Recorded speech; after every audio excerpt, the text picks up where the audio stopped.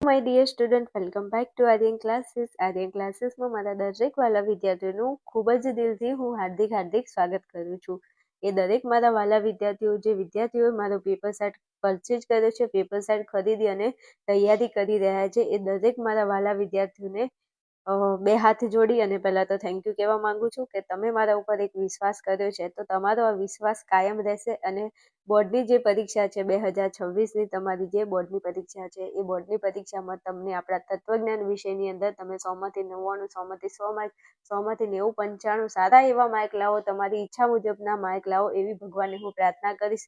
આ સાથે બધાને જય શ્રી રામ. ભગવાન શ્રી રામનું નામ લઈ અને આજે આપણે પેપર સેટના સોલ્યુશનની શરૂઆત કરવી છે. મેં તમને તત્વજ્ઞાનમાં શીખવાડી દીધું છે કે તમારે તત્વજ્ઞાન વિષયની અંદર વિભાગ ડી અને વિભાગ ઈની તૈયારી કેવી રીતે કરવી, કયા કયા પ્રશ્નો કરવા. આજે આપણે શરૂઆત કરવી છે, તો મારે તમને વિભાગ એનું સોલ્યુશન કરાવવું છે. તો હું તમને લઈ જઈશ વિભાગ એમાં. ચાલો, આપણું પ્રશ્નપત્ર 1ને હું કાઢું છું. બીજું અહીંયા થોડી મિસ્ટેક છે માર્ક્સમાં, એટલે બીજી કોઈ મિસ્ટેક નથી. આ ગુણભાર ગુણ જે લખ્યા છે ને, આ પહેલું પ્રકરણ છે એમાં અહીંયા ગુણ લખ્યા છે, એની જગ્યાએ આ 15 ને 20 ગુણ અહીંયા લખવાના હતા, એટલે તમે થોડું એક સ્ટેપ ઉપર ચડાવી દેજો હો. બસ બીજું કાંઈ નથી. ચાલો, દરેક વિદ્યાર્થી અહીંયા પહેલા તો એક સૂચના છે એની નોંધ લેશે કે કોઈ પણ વિભાગમાં આકૃતિ આવતી હોય, સત્યતા કોષ્ટક બનાવવાનું આવતું હોય, રૂપલક્ષી સાબિતીનો પ્રશ્ન પૂછ્યો હોય, તો તે પ્રશ્નમાં બે વિકલ્પ આપવા, એટલે બે વિકલ્પ તમને આપેલા હશે. જેમાં વિકલ્પ એ, તમને જે પ્રશ્ન આપેલો હશે એમાં વિકલ્પ એ હશે સામાન્ય વિદ્યાર્થીઓ માટે હશે, એટલે કે તમારા માટે હશે. અને વિકલ્પ બી એ માત્ર દ્રષ્ટિહીન વિદ્યાર્થીઓ, એટલે જેને આંખો નથી, મતલબ એ વિદ્યાર્થીઓ માટે હશે. એટલે તમારે ખાસ ધ્યાનમાં લેવાનું છે કે તમને જો વિકલ્પ આપેલો હોય કે 48 કરી અને એ આપેલો હોય અને 48 કરી અને તમને બી આપેલો હોય, તો તમારે એ અને બી માંથી કયું લખવાનું, તો એ લખવાનું, કારણ કે આપણે ભગવાને સારી સરસ મજાની બે આંખો આપી છે. આ સાથે ચલો શરૂઆત કરવી છે. આપણે પ્રશ્નપત્ર 1માં આવી જઈએ છીએ. પ્રશ્નપત્ર 1ની અંદર આપણે વિભાગ એનું સોલ્યુશન કરવું છે. જો કે તમને બધાને ખબર છે કે આપણો વિભાગ એની અંદર વિભાગ એ આપણો 20 ગુણમાં પૂછાય છે અને 20 MCQ છે. હવે હું તમને જરા વાત કરી લઉં મારા પ્યારા વિદ્યાર્થીઓ. તો વિભાગ એ એવો છે બેટા કે એમાંથી તમે જો ધારો ને તો 20માંથી તમારો એક ગુણ કટ ના થાય, 20માંથી 20 ગુણ તમારા આવી શકે છે. પણ હવે તમે કેવી તૈયારી કરી છે એ તમને ખબર છે. બાકી હું ભણાવું છું, મારી જોડે ભણવા વાળું એક વિદ્યાર્થી એવું ન હોય કે જેને આ 20 MCQમાંથી એનો એક પણ MCQ ખોટો પડે. પણ ચલો, ભગવાને આપણને મળાવી દીધા છે. તમે મારો પેપર સેટ ખરીદ્યો છે, ભલે તમે કોર્સમાં જોઈન નથી થયા પણ પેપર સેટમાં તો છો ને. બસ, તો પેપર સેટમાં સોલ્યુશન કરાવું છું, તો વ્યવસ્થિત સોલ્યુશન કરી વિડીયોને રિવાઇઝ કરીને જોઈને મસ્ત તૈયારી કરજો. ધારશો એવું પરિણામ આવશે. ચલો, હવે પેપર સેટ વાળા વિદ્યાર્થીઓ ભાઈ, પહેલા એક સૂચના છે તમારા માટે કે દરેક વિદ્યાર્થી, અમુક વિદ્યાર્થીઓ એમની જાતે પેપર સેટ ખરીદી લીધો છે. જો કે તમે વોટ્સએપ ચેનલમાં અને ટેલિગ્રામ ચેનલમાં જોઈન નથી થયેલા, તો પ્લીઝ જોઈન થઈ જજો. મારો નંબર એડ નથી કર્યો તો એડ કરી લેજો, કારણ કે મારે કોઈ પેપર સેટને લગતી કોઈ નોટિફિકેશન હોય અથવા મારે તમને કોઈ માહિતી પહોંચાડવી હોય તો તમને ત્યાંથી તરત ખબર પડે. એના માટે તમારે વોટ્સએપ ચેનલમાં જોઈન થવાનું છે અને ટેલિગ્રામમાં જોઈન થવાનું છે. અને વોટ્સએપ ચેનલ, ટેલિગ્રામ ચેનલની લિંક તમે યુટ્યુબનો કોઈ પણ આપણો વિડીયો ખોલશો આપણી ચેનલનો, એની નીચે મળી જશે. અને ન હોય તો મને મેસેજ કરજો, મોકલી દઈશ. ચલો, હવે તૈયાર થઈ જાઓ ફટાફટ. સોલ્યુશન કરવું છે. પ્રશ્ન નંબર આપણો 1 છે. પ્રશ્ન 1માં તમને એવું કીધું છે કે તત્વજ્ઞાન અઘરો વિષય નથી. આ વિધાન કયા પ્રકારનું છે? શું કીધું છે? તત્વજ્ઞાન અઘરો વિષય નથી. આ વિધાન કયા પ્રકારનું છે? હવે નીચે ઓપ્શન આપ્યા છે: સાદું, જટિલ સંયુક્ત, સંયુક્ત અને શરતી. આ ઓપ્શન આપેલા છે તો તમે સીધું, કોઈ બી વ્યક્તિ હશે ને તો સીધું લખી દેશે જવાબ, સાદું વિધાન. અરે મારા વાલા, મારા કલેજા, મારા કાળજાના કટકા, તું સોની મોની પેલા આઈએ જો તો ખરા, આઈએ કીધું છે નથી. તો બેટા, આ નથી શબ્દ જે છે ને એ આપણા 5 કારકો છે, ખબર છે? નિષેધ છે, સમુચય છે, વિકલ્પન છે, શરતી છે અને દ્વિશરતી છે. તો બેટા, આ નથી શબ્દ જે છે એ નિષેધ કારક બતાવે છે ભાઈ. અને આ નિષેધકારક બતાવે છે. તો નિષેધકારક જે વિધાનમાં આવતું હોય એ વિધાન કેવું બની જાય? તો એ વિધાન સંયુક્ત વિધાન બની જાય છે. તો અહીંયા આપણો જવાબ શું આવે છે? તત્વજ્ઞાન અઘરો વિષય નથી. તો આપણો જવાબ આવશે સંયુક્ત વિધાન. આખું વિધાન કેવું બની જાય છે? સંયુક્ત વિધાન. જો તમને વાક્યમાં અને આપેલું હોય, પછી શરતી મારી સામે જો તો શરતી ના પાડે છે, મને શરમ આવે છે, હું તારી સામે નહીં જોઉં. તો અને શબ્દ આપેલો હોય, નથી શબ્દ આપેલો હોય, જોતો શબ્દ આપેલો હોય, જોતો અને તો જ શબ્દો આપેલા હોય, તો એ બધા વિધાનો સંયુક્ત વિધાન બની જાય છે. પડી ખબર? આગળ જાઉં? ચલો પ્રશ્ન નંબર 1. બીજું, આ મોસ્ટ એમપી છે ભાઈ, સ્ટાર વાળું ક્વેશ્ચન છે. ઘણી વખત પૂછાઈ ગયું છે, અઢળક વખત પૂછાઈ ગયું છે અને પૂછાય. બીજી પરીક્ષા, ત્રીજી પરીક્ષા, બોર્ડમાં બધામાં પૂછાય છે. તૈયાર કરી લેજો પાછા, કહેતા નહીં પછી કે કીધું નહોતું. હા, ચાલો પછી પ્રશ્ન નંબર 2 છે.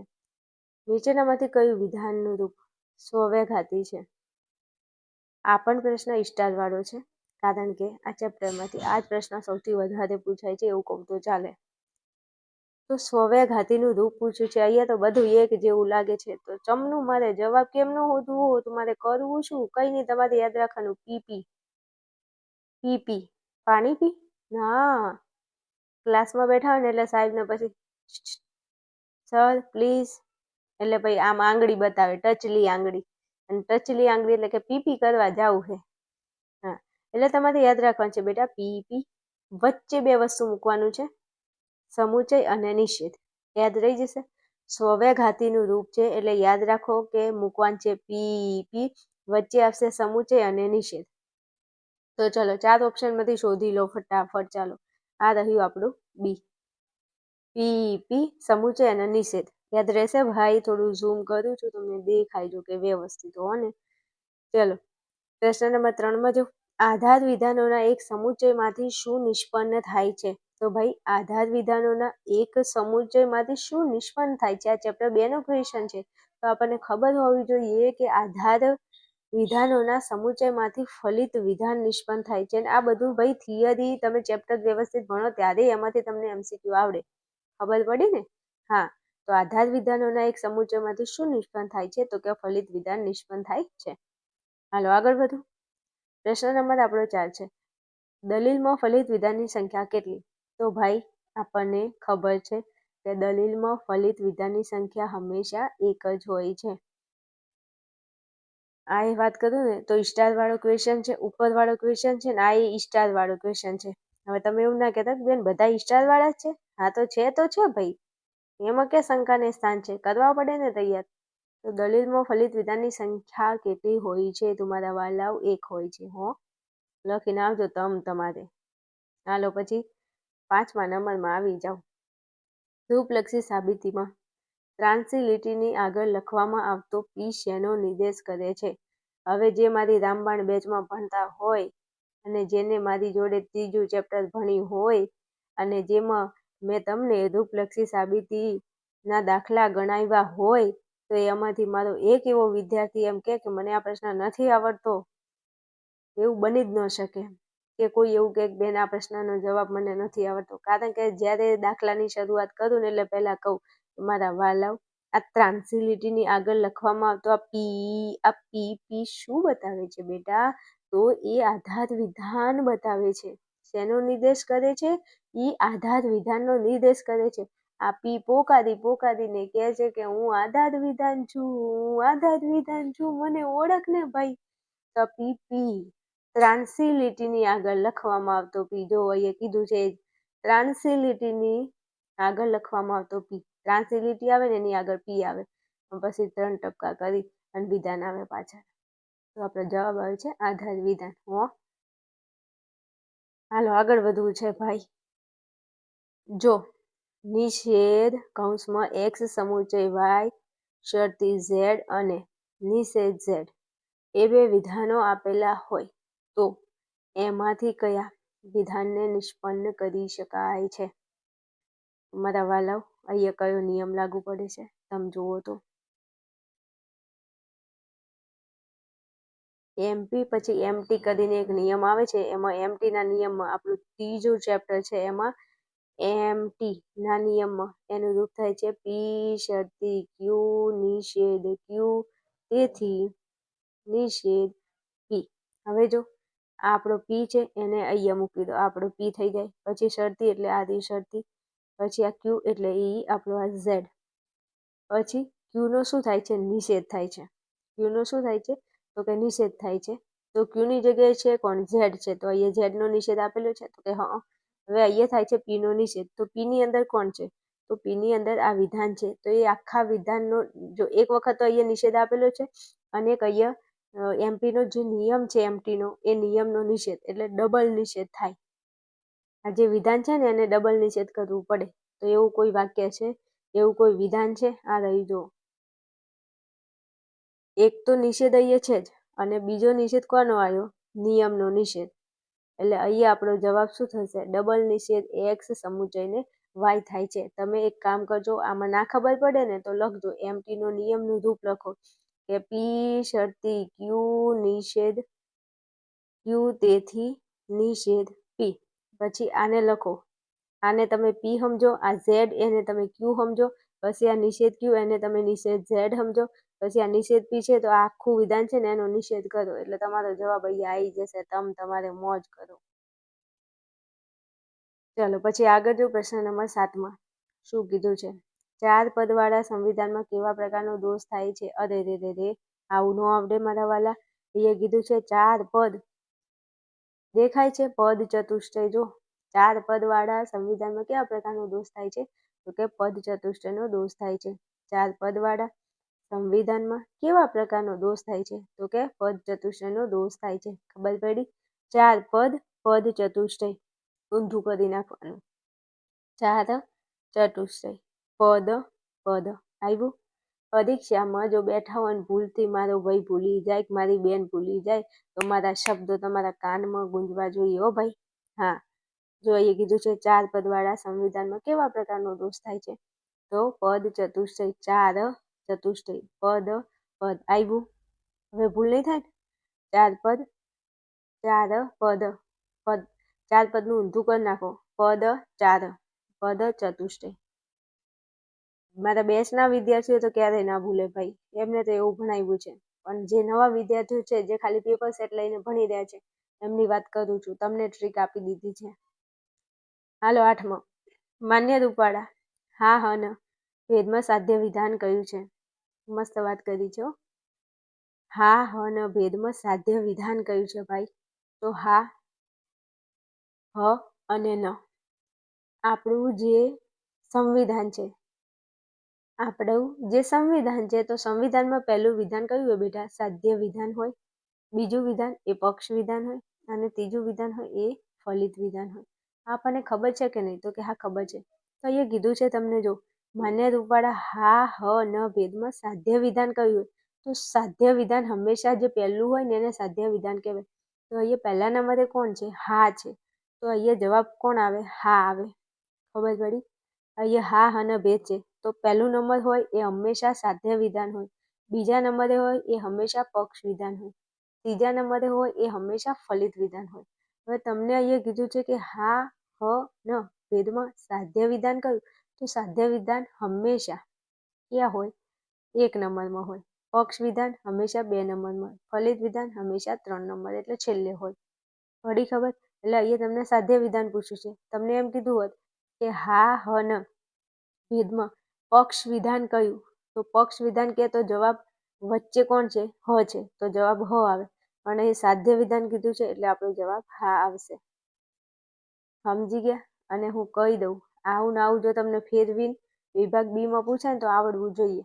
હો, તમને એમ કહી દે કે હા હ ન માંથી ફલિત વિધાન કયું? તો ફલિત વિધાન ક્યાં હોય? છેલ્લે હોય. તો આ ન એ ફલિત વિધાન છે. ન તમારો જવાબ થઈ જાય જો વિભાગ બી માં કદાચ ફેરવીને પૂછાય તો. હો, હાલો આગળ જો. ચલો પ્રશ્ન નંબર 9માં આવી જાઓ. અનિવાર્ય શરતોનો સમુચય એટલે શું? મસ્ત વાત કીધી છે. ચેપ્ટર 5 નો પ્રશ્ન છે. મસ્ત પ્રશ્ન છે હો ભાઈ. અનિવાર્ય શરતોનો સમુચય એટલે શું? તો પર્યાપ્ત શરત. અનિવાર્ય શરતોનો સમુચય એટલે પર્યાપ્ત શરત. અને આ સ્ટાર વાળો ક્વેશ્ચન છે, પૂછાય છે. મને કહેતા નહીં હો, કહેતા જ નહીં તમે કે બેન કીધું નહોતું. એટલે કરી નાખજો તમારે. હાલો 10માં આપશું પ્રશ્ન નંબર 10. કઈ વ્યક્તિ કાર્યકારણ સંબંધ સ્થાપે છે એટલે બોલો. આવું તો આપણને ખબર છે. જો બીજું એક વસ્તુ સમજાવું, 5મું ચેપ્ટર છે એમાં 2 વ્યક્તિઓ આવે છે. કેટલી? 2 વ્યક્તિઓ. એક વૈજ્ઞાનિક વ્યક્તિ આવે છે ને એક સાદી ગણનામૂલક વ્યક્તિ આવે છે. એમાં નિગમન ક્યાંથી આવ્યું ભાઈ? અને અવૈજ્ઞાનિક વ્યક્તિ એવી તો કોઈ વ્યક્તિ જ નથી. હા, 2 વ્યક્તિઓ છે, વૈજ્ઞાનિક છે, સાદી ગણનામૂલક વ્યક્તિ છે. જો પરીક્ષામાં બેઠા હોય ભૂલી જાવ તો કહું છું કે આ 2 તો ઓપ્શનમાં હોય તો આમે નીકળી જાયલા ભાઈ. હવે વધી 2, વૈજ્ઞાનિક અને સાદી ગણનામૂલક વ્યક્તિ. હવે આપણને એવી તો ખબર છે ને કે સાદી ગણનામૂલક વ્યક્તિ ખાલી અનઅપવાદિત અનુભવ રજૂ કરે છે. કેવળ નિરીક્ષણના આધારે રચાયેલી વ્યક્તિ હોય છે. એને પ્રયોગોનો કોઈ સબળ ટેકો હોતો નથી અને એની અંદર કોઈ વ્યક્તિકરણના તાત્વિક આધારો કાર્યકારણનો સંબંધ હોતો નથી. તો આ વ્યક્તિ નહીં આવે. જવાબ આવશે વૈજ્ઞાનિક વ્યક્તિ. કઈ વ્યક્તિ કાર્યકારણ સંબંધ સ્થાપે છે? વૈજ્ઞાનિક વ્યક્તિ. અને આ વિભાગ બીમાં બીજું મારે તમને ખાસ એક સૂચના આપી છે. ખાસ એટલે ખાસ. બેટા ઘણીવાર એવું કરે છે કે MCQના પ્રશ્નો જ વિભાગ બીમાં બેઠે બેઠા પૂછાય છે. એટલે પ્લીઝ મારા વાલાઓ, તમે એવું ના વિચારતા કે હું વિભાગ એના પ્રશ્નો ખાલી વિભાગ એ માટે તૈયાર કરું છું. ઘણીવાર મેં 2024-25માં પેપરમાં અમુક એવા પ્રશ્નો જોયા છે જે વિભાગ એના MCQના પ્રશ્નો વિભાગ બીમાં પૂછ્યા છે. એટલા માટે કહું છું કે વિભાગ એના પ્રશ્નો એવું ના વિચારતા કે 2 ગુણ પૂછાય છે. નહીં, એમાંથી ક્યાંક વિભાગ બીમાં પ્રશ્નો પણ પૂછે છે. સમજી ગયા? આવું તમને કોઈ નહીં સમજાવે, હું સમજાવું છું. સમજ્યા ને? હા, સમજી જાજો. હાલો, ક્યાં જવું છે? ક્યાંય નથી જવાનું, તમારે મારી જોડે જ રહેવાનું છે. આપણી આર્યન ક્લાસીસ ચેનલ અને આર્યન ક્લાસીસ એપ્લિકેશનની સાથે બન્યા રહેવાનું છે. જે વિદ્યાર્થીઓ રાહ જોઈ રહ્યા છે અને ફોન મેસેજ કરી રહ્યા છે, બેન ફટાફટ પેપર સેટ લાવો, પેપર સેટ લાવો, પેપર સેટ લાવો, તમારા દરેક વાલા વિદ્યાર્થીઓ તમને જણાવી દેવું છે કે આપણા આર્યન ક્લાસીસ એપ્લિકેશનની અંદર 5 વિષયનો પેપર સેટ બેટા આવી ગયો છે. હા હા હા હા મારા વાલા વિદ્યાર્થીઓ, તમે સાચું સાંભળ્યું છે કે આપણા આર્યન ક્લાસીસ એપ્લિકેશનમાં 5 વિષયનો પેપર સેટ આવી ગયો છે. અને 5 વિષયના તમે અહીંયા ફોટોસ જોઈ શકો છો. આપણા આર્યન ક્લાસીસ એપ્લિકેશનમાં તત્વજ્ઞાન, સમાજશાસ્ત્ર, અર્થશાસ્ત્ર, ભૂગોળ અને મનોવિજ્ઞાન આ 5 વિષયનું પેપર સેટ આવી ગયો છે. આ પેપર સેટની અંદર મારા વાલા વિદ્યાર્થીઓ તમને 6 પ્રશ્નપત્રનો પેપર સેટ મળવાપાત્ર છે. હા, 6 પ્રશ્નપત્રનો તમને પેપર સેટ મળવાપાત્ર છે. એ પણ આપણા આર્યન ક્લાસીસની અંદર ઈ બુક સ્વરૂપે તમને મળી જશે. જેવું જ તમે આપણા એપ્લિકેશનમાં જઈ અને પેમેન્ટ કરો છો એની બીજી જ મિનિટે, એટલે 1 જ મિનિટની અંદર તમે પેમેન્ટ કરશો અને બીજી જ મિનિટે આ તમારો પેપર સેટ તમારા એપ્લિકેશનમાં તમારી નજરની સામે હશે. હા, ચિંતા કરવાની કોઈ જરૂર નથી. દરેક વિદ્યાર્થીને આપણા આર્યન ક્લાસીસ એપ્લિકેશનમાં પૂરેપૂરી સેફ્ટી આપવામાં આવે છે. કોઈ ચિંતા કરવાની જરૂર નથી. તમે બિંદાસથી આપણો પેપર સેટ પરચેજ કરી શકો છો. હા હા હા, કરી શકો છો પરચેજ. હાલ તમે જોઈ શકો છો આપણા આ 5 વિષયનું પેપર સેટ ઓફર પ્રાઇસ તમને 249 ની અંદર 249 ની અંદર તમને આપણો પેપર સેટ મળી જવાનો છે. અને એની સાથે એક ખાસ મોસ્ટ ઇમ્પોર્ટન્ટ ચર્ચા કરી લઉં કે તમે જો આ પેપર સેટ ખરીદો છો તો આ પેપર સેટની અંદર તમને વિભાગ ABC નું સોલ્યુશન, વિડીયો સોલ્યુશન સાથે તમને આપણે આ પેપર સેટ આપવાના છીએ. તો તમારો કોઈ જગ્યાએ ટાઈમ વેસ્ટ નહીં થાય. વિભાગ એના ક્વેશ્ચન શોધવામાં, વિભાગ બીના પ્રશ્નો શોધવામાં કે વિભાગ સીના પ્રશ્નો શોધવામાં તમને કોઈ તકલીફ નથી પડવાની. તો આ તમારા માટે એક બેનિફિટ છે. હા, અને બીજી વાત કરી લો કે આ જે પેપર સેટ તમને ઈ બુક સ્વરૂપે મળે છે તો એ ઈ બુક તમે તમારા મોબાઈલની અંદર ડાઉનલોડ કરી શકો છો અને તમે પીડીએફની પ્રિન્ટ કરાવી શકો છો. તો છે ને એક ગજબ લેવલની વાત તમારા માટે. આખા ગુજરાતની અંદર ધોરણ 12 આર્ટ્સનો એક નંબર 1 એવો પેપર સેટ કહી શકું. આ પેપર સેટની અંદર તમને તમારી બોર્ડનું જે પેપર છે એ 100% પેપર તમને આમાંથી મળી રહેશે. એટલે બિલકુલ ચિંતા કર્યા વગર, કોઈ શંકા કર્યા વગર તમે આપણા પેપર સેટને પરચેજ કરી અને ભણી શકો છો. તમારી જે બોર્ડની એક્ઝામ છે એમાંથી આ જેટલા પણ વિષય છે એમાંથી તમને 100% પ્રશ્નો IMP મળી રહેવાના છે. આખું પેપર તમને 6 પ્રશ્નપત્રમાંથી મળી રહેવાનું છે. તો ચાલો આ વિશ્વાસ સાથે આવો બધા આર્યન ક્લાસીસ એપ્લિકેશનમાં તમે આ પેપર સેટને પરચેજ કરો અને બેસ્ટ એવું રિઝલ્ટ લાવો એવી ભગવાન શ્રી રામને હું પ્રાર્થના કરું છું. ચલો આ સાથે મળીશું આપણે નેક્સ્ટ વિડીયોમાં. ફટાફટ આવી જજો પેપર સેટ ખરીદવા માટે, હું તમારી રાહ જોઉં છું. ભણવાની મજા આવે તો મને વોટ્સએપમાં આવીને જરા જણાવી શકો છો અમારા નવા વિદ્યાર્થીઓ. હા, ચલો 11માં અનુમાન પ્રમાણ કયા પ્રમાણ પર આધારિત છે? તો અનુમાન પ્રમાણે પ્રત્યક્ષ પ્રમાણ ઉપર આધાર રાખે છે. અનુમાન તમે ક્યારે કરી શકો? જ્યારે સામે કોઈ વસ્તુને તમે પ્રત્યક્ષ ફેસ ટુ ફેસ, મેં તેરે સામને તું મેરે સામને તુજકો દેખું કે પ્યાર કરું. સોની મોની પ્યાર નથી કરવાનો, ભણવાનું છે, એક્ઝામ આવે છે, ખબર નથી પડતી. તમે શું યાર મારી વાદે આવા સોંગ ગાવા લાગી જાઓ છો? ભણવાનું કરો ને. હા, હમણાં મમ્મી પપ્પા સાંભળશે ને તો હમણાં આવશે પાછા, બેન ભણાવે છે કે ગીત ગાય છે. મારે જાવું ક્યાં પછી એમ. તમે મારી આબરૂ ના કાઢતા પાછા. હું અનુમાન પ્રમાણ કયા પ્રમાણ પર આધારિત છે? પ્રત્યક્ષ પ્રમાણ ઉપર છે. યાદ રાખજો. હું ચાલો પ્રશ્ન 12 છે.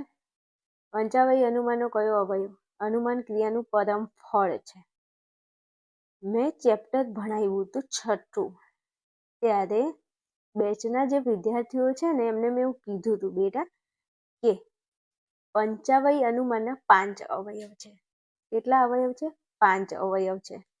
એક છે પ્રતિજ્ઞા, બીજું છે હેતુ, ત્રીજું છે ઉદાહરણ સહિત વ્યાપ્તિ, ચોથું છે ઉપનય અને પાંચમું છે નિગમન. પાંચમું શું છે? નિગમન. તો નિગમન એ છેલ્લું છે. નિગમન એ છેલ્લું એટલે 5મા નંબરનું હાવ છેલ્લામાં છેલ્લું છે અવયવ. તો હવે તમને હું એમ કહું છું કે પહેલા તમે ખાડો કરો, પછી એમાં છોડ વાવો, ધીરે ધીરે મોટો થાય ને મોટો થઈ અને તમને ફળ આપે. તો ફળ બેટા હંમેશા છેલ્લે હોય. તો અહીંયા છેલ્લે કોણ છે? નિગમન. તો નિગમન છેલ્લે છે એટલે મેં એવું કીધું ફળ ક્યાં હોય? છેલ્લે હોય. તો નિગમન એ આપણો શું થશે? જવાબ. પંચાવય અનુમાનના 5 અવયવો છે અને આ 5માંથી કોઈ પણ એક આધો તમને પૂછાય 1000% વિભાગ બી માં પ્રશ્ન પૂછાય છે કે અનુમાનની ક્રિયાનો ચોથો અવયવ કયો, બીજો અવયવ કયો, ત્રીજો કયો, પહેલો કયો. પહેલો પૂછાય તો પ્રતિજ્ઞા, બીજો પૂછાય હેતુ, ત્રીજો પૂછાય ઉદાહરણ સહિત વ્યાપ્તિ, ચોથો પૂછાય ઉપનય ને પાંચમો પૂછાય નિગમન. નિગમન સૌથી છેલ્લે છે. ઓબાને કેરી ક્યારે આવે? સૌથી છેલ્લે. તો છેલ્લે હોય એ ફળ કહેવાય. તો ફળ પૂછ્યું છે, પરમ ફળ, તો નિગમન જવાબ આવશે. યાદ રાખજો ભાઈ, નિગમન જવાબ આવે. હાલો આગળ વધું છું. 13માં કયા ધનને શ્રેષ્ઠ ધન કહ્યું છે? એટલે બોલો. અને હકીકતમાં કહું છું 10 મોસ્ટ આઈએમપી ક્વેશ્ચન વિભાગ બી માં પૂછાય છે અને વિભાગ એ માં પૂછાય છે. પછી મને ન કહેતા કે બેન તમે કીધું નહોતું. સોની મની કરી લેજે પ્રશ્ન તૈયાર. હા, હસવાની જરૂર નથી હો, મને ખબર છે તમે હસો છો પાછા. કેવા મલકાય છે. ઓહો હો, ઓલી નવી નવેલી દુલ્હન હોય કેવું હશે એવું હસો છો.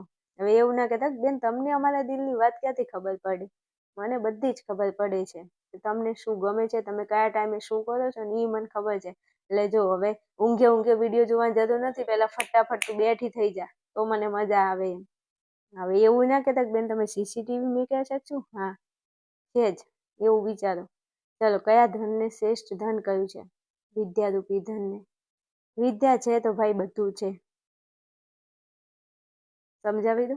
તમારી જોડે જ્ઞાન હોય ને, તમારી જોડે નોલેજ હોય, જ્ઞાન હોય, તો પૈસો તો તમે કમાઈ લેશો. પણ હું એમ કહું કે પૈસાથી પૈસો ન આવે. હા, તમારી જોડે જ્ઞાન હોવું જોઈએ. ચાલો પછી આગળ વધવું છે. 14માં મૂલ્યલક્ષી વિધાનોની વિશેષતા કઈ છે? શું કીધું છે?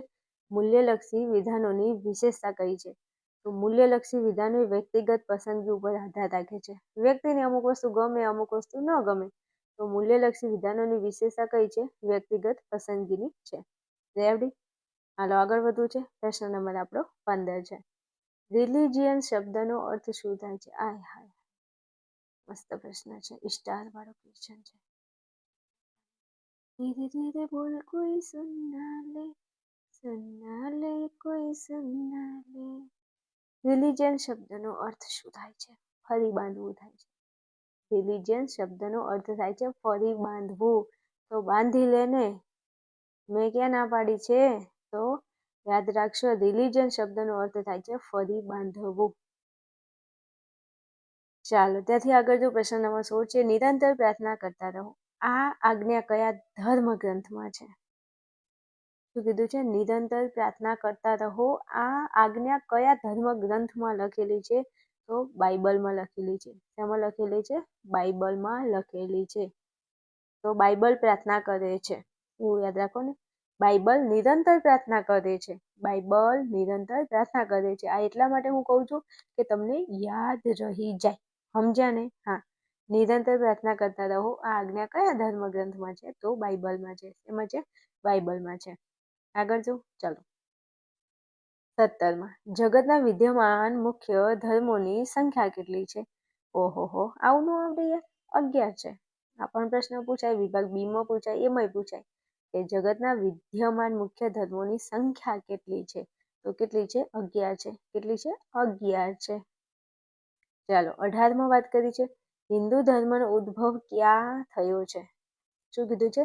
હિન્દુ ધર્મનો ઉદ્ભવ ક્યાં થયો છે? આવો પ્રશ્ન પૂછાય અને તમે મને જવાબ આલ્યા પહેલા તમે જવાબ ન આપો તો પછી કેવો ડખો થાય. હિન્દુ ધર્મનો ઉદ્ભવ આપણા ભારત દેશમાં થયો છે અને આવું તમને ન આવડે તો મને મજા ન આવે. હો ભાઈ, આવું તો આવડે ને પ્રશ્નોમાં. શાંતિ MCQ જ્યારે લખતા હોય ત્યારે એકદમ શાંત ચિત્તે શાંતિથી લખવાના. નકે લખવા જશો ભારતને લખાઈ જશે જાપાન અને પછી ઘરે આવીને પેપર સોલ્યુશન કરશો એટલે ઓહો શીટ, 1 માર્ક્સ ગયો. તો જાય જ ને. પહેલા જોવાનું ઝૂમ કરીને. દેખો મગર ધ્યાન સે નોટ પ્યાર સે. જોવાનું. સમજ્યા ને? હા એમ. હાલો પછી પ્રશ્ન નંબર 19. મહર્ષિ પતંજલિના મતે યોગનું લક્ષણ શું છે? મહર્ષિ પતંજલિ એવું કહે છે કે યોગનું લક્ષણ તો 4 ઓપ્શન એક જેવા લાગે છે. જોજો હો. શું? 4 ઓપ્શન એક જેવા છે. યોગચિત વૃત્તિ, યોગચિત વૃત્તિ, યોગચિત વૃત્તિ, યોગચિત વૃત્તિ. હવે તમારે યાદ રાખવાનું છે કે અવિરોધ, નિરોધ, વિરોધ કે પ્રદિપ. તમારા વાલાઓ તમે યાદ રાખો નિરોધ. શું યાદ રાખશો? નિરોધ. મહર્ષિ પતંજલિ એવું કીધું હતું યોગનું લક્ષણ આપતા કે યોગ એ શું છે? યોગચિત વૃત્તિનો નિરોધ છે. એટલે હવે આ તો ડખો પડશે બેન. આમાં હવે કરવું છું ભાઈ. જો એક્ઝામમાં પૂછાય ને એટલે તમે શું કરશો ખબર? જય માતાજી, આ આપણો જવાબ. એમ ન કરતા. અમે આવું કરીને આવ્યા છીએ એટલા માટે. પતંજલિ નિરોધ. પતંજલિનો નિરોધ. આવું યાદ રાખશો ને પ્લીઝ યાર. કારણ કે 1 માર્ક આપણો ન જવો જોઈએ. ત્યારે 100 માંથી 100 માર્ક, 100 માંથી 99 આવશે. અને તમે જો એક માર્ક્સ એવી રીતે જવા દેશો ને તો હું તો કહું આખું પેપર ખાલી થઈ જશે. એટલે ધ્યાન રાખજો પાછા. ઓ પતંજલિનો નિરોધ. પત્યું. આગળ જવું. ચાલો. અષ્ટાંગ યોગમાં બહિરંગો કેટલા? This is the most ambiguous question of your exam. કેમ? એટલા માટે કારણ કે તમને કદાચ ખબર હોય તો અષ્ટાંગ યોગના 8 અંગો છે. કેટલા છે? અષ્ટાંગ યોગમાં 8 અંગો છે. કયા કયા? યમ, નિયમ, આસન, પ્રાણાયામ, પ્રત્યાહાર, ધારણા, ધ્યાન, સમાધિ. તો એમાંથી 5 જે છે, 5 અંગો છે એને બહિરંગો કહેવાય છે. અને 3 અંગો છે. જો હું અમુક ચર્ચા કરું ને એના ઉપર ધ્યાન આપજો. કારણ કે એ પ્રશ્ન વિભાગ બી માં ક્યાંક હળી કરી જાય. મેં એવું કીધું કે અષ્ટાંગ યોગના અંગો કેટલા? 8. તો આ પ્રશ્ન પૂછાય છે કે અષ્ટાંગ યોગના અંગો કેટલા? 8 છે. આવો પ્રશ્ન વિભાગ બી માં પૂછી લે કે અષ્ટાંગ યોગના અંગો છે 8. એમાંથી 5 છે એને કહેવાય છે બહિરંગો અને 3 છે એને કહેવાય છે અતરંગો.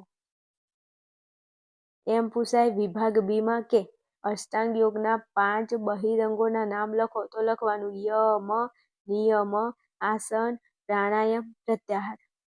પણ 3 અતરંગોના નામ લખો તો લખવાના ધારણા, ધ્યાન અને સમાધિ. સમજી ગયા? વિભાગ બી માં આવશે એટલે સોલ્વ કરાવીશ. તમારે કોઈ ચિંતા કરશો નહીં. હો ચલો, મેં તમને પ્રશ્નપત્ર 1નું વિભાગ એનું સોલ્યુશન મસ્ત કમ્પ્લીટ આપ્યું છે. જોઈ લો, પ્રશ્નો તૈયાર કરી લો. આગળ તમે આવશો એટલે કાં તો આપણે પ્રશ્નપત્ર 2નો વિભાગ એ સોલ્વ કરીશું યા તો પછી પ્રશ્નપત્ર 1નો વિભાગ બી સોલ્વ કરીશું. હવે આમાંથી શું સોલ્વ કરાઈશ એ હું તમને વોટ્સએપના માધ્યમથી જણાવી દઈશ. એટલે તમે આપણી વોટ્સએપ ચેનલમાં જોઈન થઈ જજો અને આપણા સ્ટેટસ જોવાનું રાખજો. એટલે એમાં બધું હું નોટિફિકેશન એમાં મોકલી દઈશ. હો ચલો, વિડીયોને અહીં રાખું. મળીશું નેક્સ્ટ વિડીયોમાં. ત્યાં સુધી મસ્ત તૈયારી કરતા રહો, ભણતા રહો અને મોજ કરતા રહો.